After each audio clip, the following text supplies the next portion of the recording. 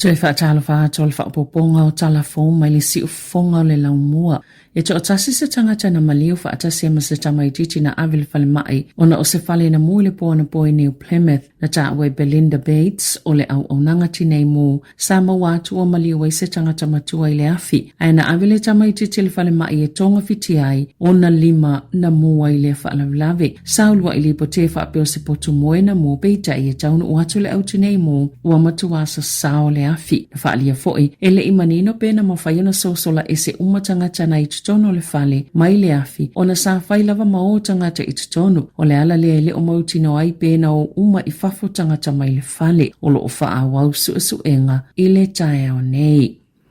Sa lipotia le au nanga whaasala lau le staff le whai unga le sunga ia fale Andrew le sa e wha mawai ai mai mea uma. Ina u whai loi se suenga le staff le leo tutusa o wha maunga o lona CV po o lona tūlanga o awina o na whai longa mga luenga ma tūlanga sa ia au sia. Na filifilia fale a veo se visiting justice i le masino uni. E tusa i se whautuanga le ministalang lango wha amsnonga Nicole Key. Matu ina tuai ia fale le pule su ei fale pui ma whaatala noa pango tā whaia ni whaamsnonga whaapea mani whaasalanga pe a solia e pango tā ni tō la fono o fale o se JP ma sātau vaina i toi filifili le komiti whaalo toi fale a manarewa na ia tā ua ielo na whailonga tikiri mai le University o Yale pe tai o lea na ia toi whaailoa o se sasi whaavalevalea ma o le ātali pe talia se tūlanga e o iai ona o ia ngaio inga na whaia e tele ni to mai maona nga vaana ia lisina i lana CV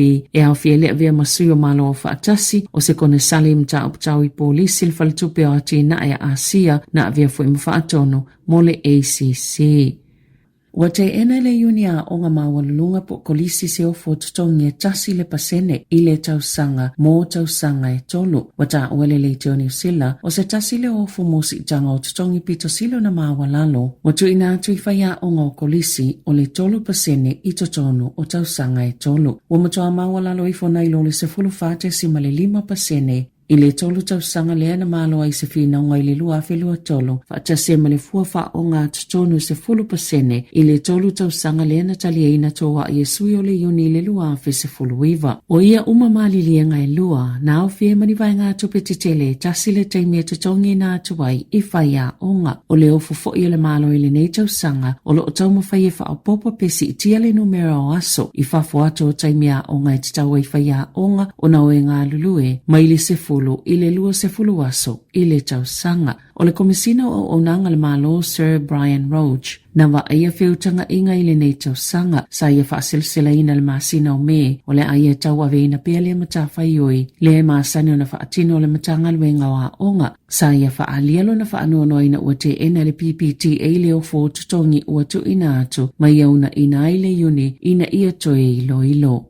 Wa whaatono ina se au ai Tala fumalana company na i tutongi se whaasalanga i se lau se fululi maafe 5 se lau Tala whaapea mataui o ena a fia langona ona o la tawa mionga na i oe Chance Stewart Campbell malana kamupani o le lower debts collection i lumal whaamsinonga whaitu malo manukau ona o le whaio ni fola sanga tau whaasise i le taimi na au ai Tala fua tangata i se mata upupo o se tangi na whaia ele komise mata i tuina po mulmulta i e pisinisi a iainga tula fono i le vā matangata whaatau. Sa lapata ina momo fo ile komisi le li i whaatono le kampani il tau sanga i lua fesifuluiva. Ona ia tangia mai le whaio ni amionga tau whaamatau. Whaatasia i ma le whaia oni fola sanga e ta ina se se i tangata. Au avea ma whaatono tau situsi i le 25 Station Limited. O lea kampani watu ina atu inisi le vainga masa ili ni tupe tutongi ai Talafu. I se mata upula tamai na whaaseina i Campbell ma le kampani tangata ai Talafu e ala i le whaamau o lato i ngoi ai Talafu o silia ma le taime titawana tutongi ai le tutongi na lava peitai e le isa lato wai ai whaatino ai lea whainga na saunua Vanessa Horn o le Commerce Commission mo solia Campbell ma le lower debt collection le tu la fono ina ua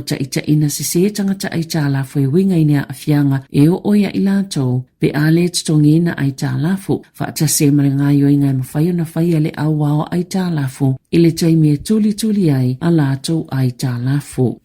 E whai tau miliona tupe tangata New Zealand ngau tau sanga te itasi ona o mai lei mai saofanga i e ta ua subscriptions pe ona whaalia le faltupe le Westpac. Na ta ua le faltupe, sa afsosoani e ta o file silia ma le 25 miliona Tala o ni tau e le mana umia sa whaaluanga i kāta tangata whaatau e au noa molo lātou sila fiaina. Na ta ua le sui o le Westpac New Zealand Beda Barnes o le tele upenga ta whailangi atunu i fafo sa whaatawina atu ni o loa ma au aunanga sa totongi whaiwhai pea ai e tangata ni tau o saofanga po o subscriptions o aperila le lua whelua wha na tau fia le faltupe le silia ma le 25 o tangata. Mailo lātou totongi na atu o iei tu ai ngā tupe e tutonu o le tolu māsina na alona whaia le poloka ina uasi itia maa walunga ni whaasea tangata whaatau. Whaatasi ai mawhina ngalo whaalia e wingai subscriptions po saofanga e tutongi a ngā ia tunu o i fafo. O le tele lava o ia pisinisi e whaamautu i Europa ma Peritania tele bei ona Sāmoa Barnes.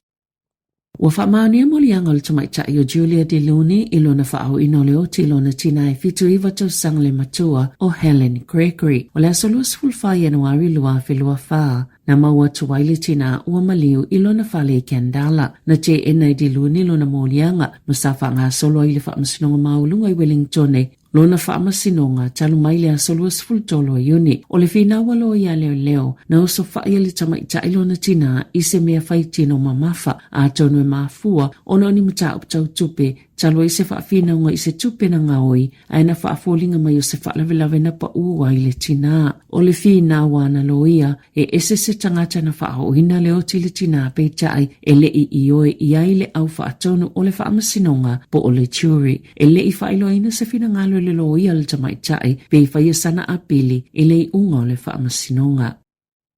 Ua si itiele numero tangata ele ini a inga peitai ele o manino peto ofia e tu saima se li poti le malo. O whaamomonga pitola tamai ile li poti am tangalwenga o fale maati na inu itua e ta ua le Homelessness Insights Report. E whaanangolango le ilunga o whaamomonga o le tusinga ingoa lua whilua tolu o ilo ilonga na o maila la le malo o pule nganu o maisi whaala putupatonga ma ua ilo ai le si itia o tangata ua le aini a inga o le winga o le homelessness pe na au maia ile ripoti o le ola o tangata e au noa mani fale po le whaamautu i ni fale mo ni taimi le tō mau po o tangata fo i eno nofo whaatasi ma se a inga po o lo ono nofo fo i ni fale ua le tau ona no nofo ai ni tangata soifua e wa i fo i le ripoti po hanif so sani na mau e tangata i tutono a soyono se fulo talo na tu ua fale ie mo o mia vave mo tangata ua le ini fale no nofo ai po emergency housing mai a me lua whelua whae o mai a mati lua whelua lima e iwa se lau fitu se fulo lua a inga na whaano nofo le pola kalame o le priority one fast track e au fi ita mai te to lua whe lima se fulo lima pe ona ta ua le poti ia mati e tolu lua pasene o talo sanga moni fale o mo mia vave sa le itali eina whaapasene ua siti ai mai le tau sanga i tua atu.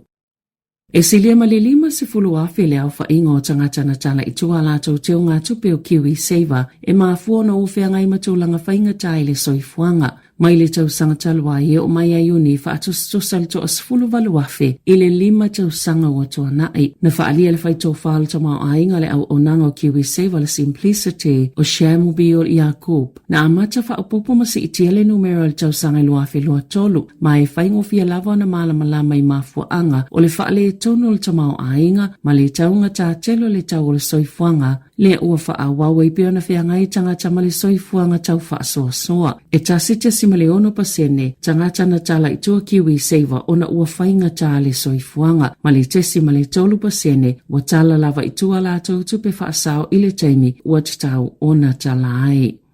I taalonga ua whaatonuina le malo le whaalaputupatonga le Sport New Zealand ina ia ave esea ta iala o loo whaao fiai whawhawhine ma whawhatama mai taalonga whaaloto i whale. Wa ave esea fo ile pepo whaamatalanga le na ulua i whaatonuina ia le malo e ilo matoi whaafou mai la lato upenga ta whaelangi. Wa whaalia le leipa o se whaeunga ua toi whaafo i ei tua le atunu ma ua fesili pe aisea ua suia ile tūlanga sa iai ma ile toi whaafou o ta iala a ngai ile ave esea a toa. O le pepa o whaamatalaanga na ulua ilo mia ile lua whelua sa whaatono inai whaalaputupotonga o Taalonga ina ia toa ilo ni Taiala o lo iele whaamatalanga i whaapea ia sili atu nisi ngai o ingai whaawa ye tangata o isi tu ainga po transgender people i Taalonga whaaloto i whale po community sport o le whainga malo so whaatasele national male New Zealand first o lo o awhise tau maunga ina ia whaamautinoa o whaalaputupotonga o Taalonga ia whaatupeina ile malo o lo o langolango ina ni tauwanga o lo o tala whiangai o na whaatino ina ma ia mautinoa ele o avea la tau wai a inga po tu la fono ma awala e tau mia ile whia ma le tala whiangai o Taalonga o lo o whaia whaatauwanga. Tala whauia ma le si ufonga le lau mua mo le nei vaenga o le tae au.